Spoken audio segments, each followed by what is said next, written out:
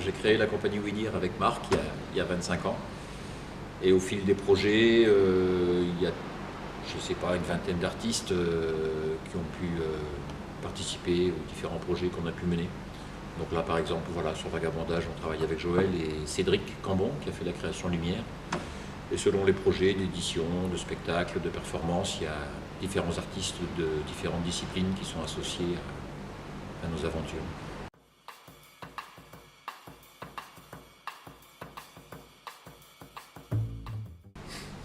En fait, Vagabondage, c'est parti d'une envie des artistes de la compagnie de travailler sur notre territoire, en fait. Parce que donc, nous, on habite, on est installé à Périgueux, en Dordogne, et on avait envie d'interroger un peu le territoire sur lequel on habite. Et on travaille, parce qu'on a nos studios, nos bureaux, etc. dans cette agglomération. Et on voulait redécouvrir un peu le territoire sur lequel on était installé. Et faire ce qu'on fait toujours, c'est-à-dire vagabonder, c'est-à-dire s'inscrire dans un territoire, dans un paysage et aller à la rencontre un petit peu des lieux et des gens et puis enregistrer. Et donc on s'est choisi comme terrain de jeu l'agglomération de Périgueux, pas simplement la ville de Périgueux, mais vraiment l'agglomération, parce qu'il nous semblait qu'il y avait là un territoire qui était à la fois vaste et assez flou dans sa définition. Parce que les agglos sont aujourd'hui des territoires avec une identité qui est assez mouvante, parce que des fois il y a des communes qui se rajoutent, des choses comme ça. Et puis pour les gens, même des fois, ils ne savent même plus de quelle agglomération ou communauté de communes ils sont, parce que voilà, dans la vie de tous les jours, c'est un peu compliqué, alors que ça gère beaucoup de choses, l'agglomération. Et ça nous intéressait de voir comment ça fonctionne, cette histoire d'agglomération et de nouveaux territoires politiques ou géographiques, et en même temps d'interroger les gens qu'on rencontre un peu sur ce qu'ils font là et comment ils sont là. Voilà, comment ils sont là, est-ce qu'ils sont là depuis des générations de Périgourdins, ou est-ce qu'ils sont là parce qu'ils viennent d'arriver, ils sont de passage. Donc on a travaillé avec des migrants, on a travaillé avec des paysans, on a travaillé avec des gitans, avec toutes sortes de populations qui ont une façon d'habiter ce territoire propre et particulière.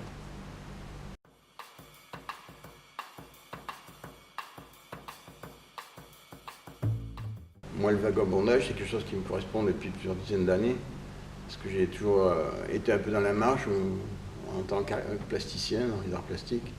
Et puis comme on a déjà travaillé ensemble, donc ils m'ont proposé de travailler avec eux sur une nouvelle mouture de vagabondage, parce que le vagabondage, c'est pas quelque chose de fixe, c'est quelque chose en évolution. Donc moi, j'ai amené des éléments qui me correspondent, et je pense que ça leur correspond aussi. Et donc, on a fait une création pendant 2 semaines où on a remis beaucoup de choses, et puis il y avait du son, de l'image, de la lumière, des objets à manipuler, des choses à installer. La nature est assez présente aussi, donc ce qui me correspond pas mal, et puis on est arrivé à quelque chose. Et ici, ça va être encore différent d'après ce que je vois dans nos discussions. Ça va évoluer, ouais. Voilà. En fonction des lieux. En évolution permanente. En tout cas, sur la scénographie, il y avait une idée qui nous intéressait enfin, un point de départ, en fait, c'était de travailler la question du terrain vague.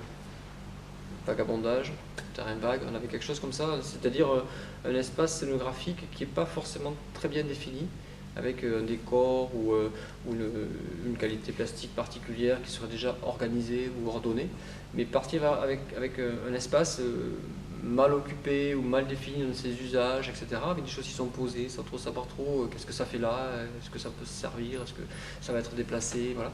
Donc un espace comme ça un petit peu ouvert, et où le public après peut imaginer plusieurs choses, quoi. C'est pas un décor, une scénographie qui est fixe, quoi. Voilà, c'est quelque chose qui est vraiment très, très ouvert.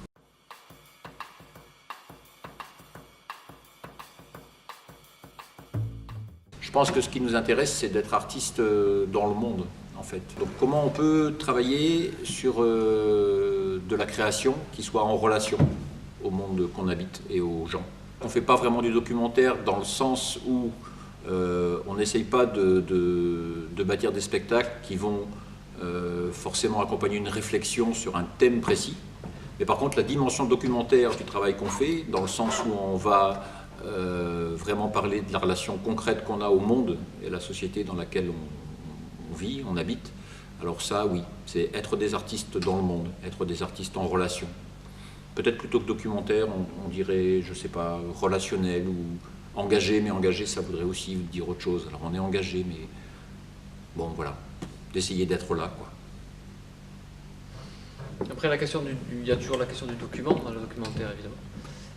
Et je crois qu'elle est, par rapport au travail d'enregistrement qu'on fait, ce qu'on appelle donc la phonographie, ces images, fameuses images sonores, elles sont faites à partir du réel. Donc nous, on ne parle pas directement de documentaire, mais on parle vraiment de la question du réel qui nous intéresse. Comme le dit Jean-Léon, c'est vraiment d'être en relation avec ce réel-là, avec ce monde qui nous entoure.